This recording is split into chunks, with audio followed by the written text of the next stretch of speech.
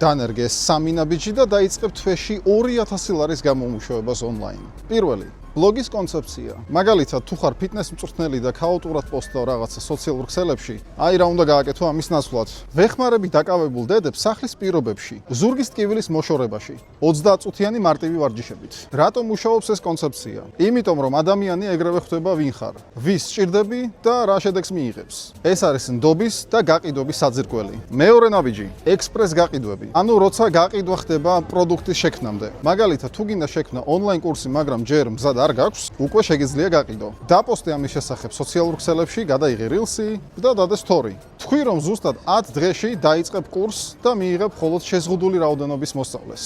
ეს მოქმედება გამოგიყვანს კომფორტის ზონიდან და კურსის დასრულებასაც მალევე შეუდგები. და ბოლო ნაბიჯი მესამე, ასისტენტის აყვანა. მაგალითად, თუ დღეში ხარჯავ 2 საათს პირად შეტყობინებებზე, იდეების პოვნაზე თუ პოსტის დადებაზე, შეგიძლია ეს ყველაფერი გადააბარო ასისტენტს, მაგრამ სანამ რაიმეს გადააბარებ, დაატრენინგე, რომ თავის მოვალეობას უნაკლოდ ასრულებდეს.